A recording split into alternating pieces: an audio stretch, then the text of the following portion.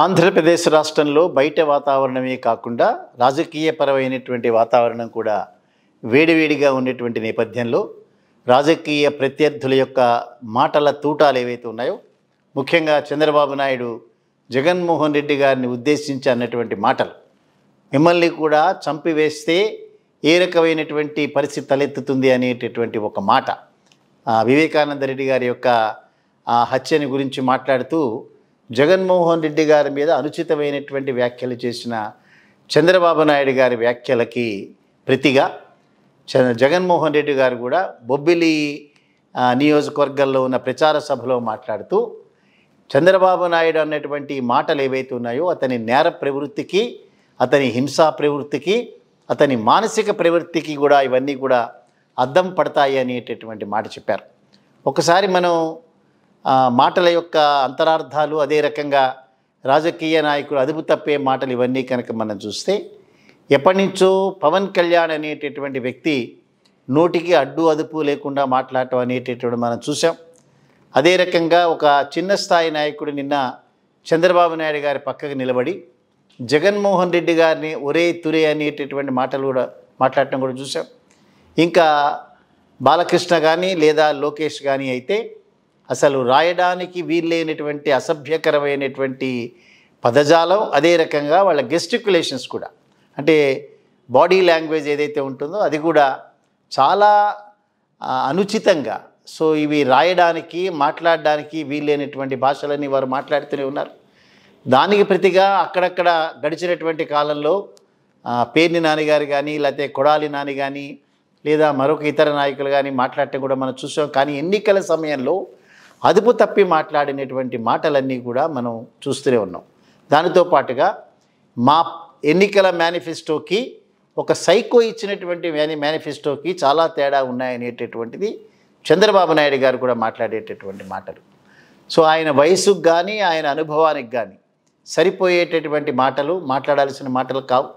అదే జగన్మోహన్ రెడ్డి గారు కూడా అదే రకమైనటువంటి లాంగ్వేజ్ కనుక చంద్రబాబు నాయుడు గారి మీద ఉపయోగిస్తే ఇంకా రాజకీయ వాతావరణం అంతా కూడా కలుషితం కాక తప్పదు. అయినప్పటికీ మనం జగన్మోహన్ రెడ్డి గారిని మెచ్చుకోవాలి. ఎక్కడ ఏ రకమైనటువంటి ఆవేశాలకు లోను కాకుండా సంయమనం పాటిస్తూ ఆయన అన్న మాటలు కూడా ఆ రోజున రాజశేఖర రెడ్డి గారు చనిపోవడానికంటే ముందు 2009 ఎన్నికల్లో నువ్వు మాట్లాడుతూ నువ్వు గాలిలో కలిసిపోతావు, సో ఆ గాలిలో కలిసిపోయే రోజు దగ్గరలోనే ఉంది అనేటటువంటి మాటను మాట్లాడటం నేను ఇప్పటికీ కూడా దాన్ని మర్చిపోలేను, ఎప్పటికీ దాన్ని మర్చిపోను అనేటటువంటి మాట బొబ్బిలి ప్రచార సభలో జగన్మోహన్ రెడ్డి గారు మాట్లాడారు. దానితో పాటుగా రాజకీయ కురుక్షేత్రంలోనూ రాజకీయ రణరంగంలో కూడా నన్ను కానీ మా నాన్నని కానీ నువ్వు ఫేస్ చేయలేక ఇటువంటి మాటలు మాట్లాడటం, చంపివేయటం అనేటటువంటి హింసా ప్రవృత్తికి సంబంధించినటువంటి మాటలు మాట్లాడటం అనేటటువంటిది నీ యొక్క నేచర్. అది రైట్ ఫ్రమ్ ది బిగినింగ్ రాజకీయాల్లో నువ్వు అవలంబించినటువంటి పద్ధతి. అయినా సరే జగన్మోహన్ రెడ్డిని నువ్వు చంపాలి అని ఎప్పుడు అనుకున్నా కూడా చంపేటటువంటి అవకాశం లేదు.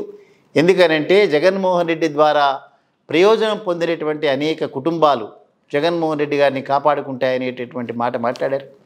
సో దానితో పాటుగా వారు రోజుకి 3 సభల్లో పార్టిసిపేట్ చేస్తూ ఉత్తరాంధ్రలోనూ, అదే రకంగా కోస్తా ప్రాంతంలోనూ, రాయలసీమ ప్రాంతంలో కూడా సమానంగా అనేక సభల్లో మాట్లాడుతున్న తర్వాత రేపు అంటే మే 2వ తేదీన ప్రచారానికి కొంత సెలవు ఇచ్చి రేపంతా కూడా ముఖ్యమైనటువంటి నాయకులతో సమావేశమై ప్రచారం ఏ రకంగా జరుగుతోంది, ఏ నియోజకవర్గాల్లో ప్రచార నిమిత్తం కానీ లేదా ఓటర్లని ఆకట్టుకోవటంలో కూడా ఎక్కడ వెనుకబడ్డారు, ఎక్కడ మనం స్ట్రాంగ్గా ఉన్నామనేటటువంటి దాని మీద ఒక టోటల్ రివ్యూ చేయటం.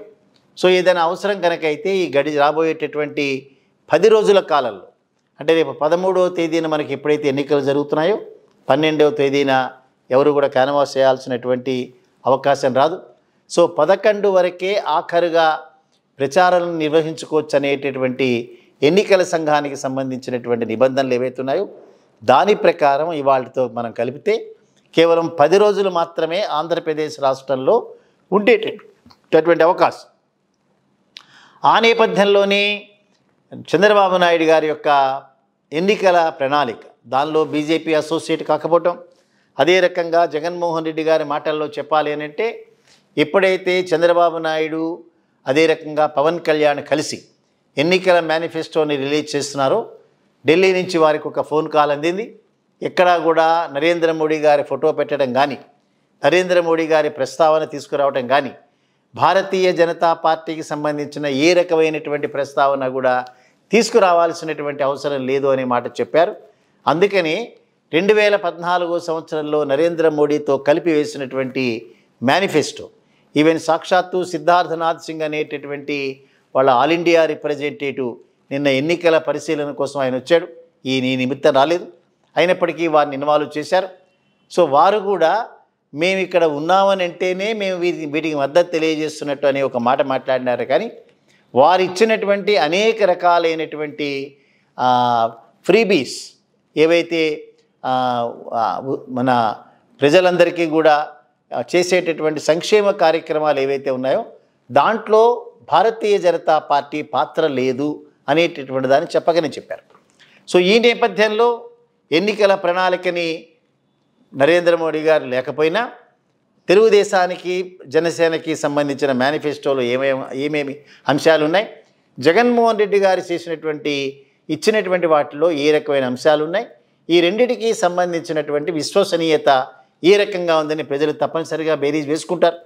అందుకనే చంద్రబాబు నాయుడు దగ్గర తను సొంతంగా ఆలోచన చేసి ప్రజల జీవితాల్లో ఆర్థికపరమైనటువంటి మార్పులు తీసుకురావడం కానీ, ఆంధ్రప్రదేశ్ రాష్ట్రానికి ఆదాయం ఆస్తులు పెరిగేటటువంటి ఏ కార్యక్రమం ఆయన దగ్గర లేదు. జగన్మోహన్ రెడ్డి గారు ఈ కార్యక్రమాలు ఇంప్లిమెంట్ చేసి ఆయన ఒక పేరు సంపాదించుకున్నాడు. కాబట్టి దానికంటే ఎక్కువ నేను ఇస్తాను అన్నప్పుడు ఆ యొక్క కార్యక్రమాల యొక్క విలువ తగ్గిపోతుంది, మా కార్యక్రమాలకే విలువ ఉంటుందనే ఒక అపోహలో చంద్రబాబు నాయుడు గారు నిన్న డిక్లేర్ చేశారు. ఇంక ఈ 10 రోజులు కూడా మా ప్రణాళికని, ఎన్నికల మేనిఫెస్టోని ప్రజలందరూ ఆసక్తిగా ఎదురు చూస్తున్నారు అనేటటువంటి మాట మాట్లాడారు. అందుకే లోకేష్ కానీ చంద్రబాబు నాయుడు కానీ అనేక సందర్భాల్లో వారు కండక్ట్ చేసిన మీటింగ్లో ప్రజల దగ్గర నుంచే ఈ ప్రశ్నలు వస్తున్నాయి. మరి జగన్మోహన్ రెడ్డి గారు ఇంప్లిమెంట్ చేసినప్పుడు అదంతా శ్రీలంకగా మారబోతుంది అనేటటువంటి మీ వాదనలు ఏవైతే ఉన్నాయో దానికి 3-4 రెట్లు ఇవ్వటంతో ఇది సింగపూర్లా ఏ రకంగా మారుతుందని చాలా పిన్ పాయింటెడ్గా ప్రత్యక్షంగా ప్రశ్నిస్తున్నారు.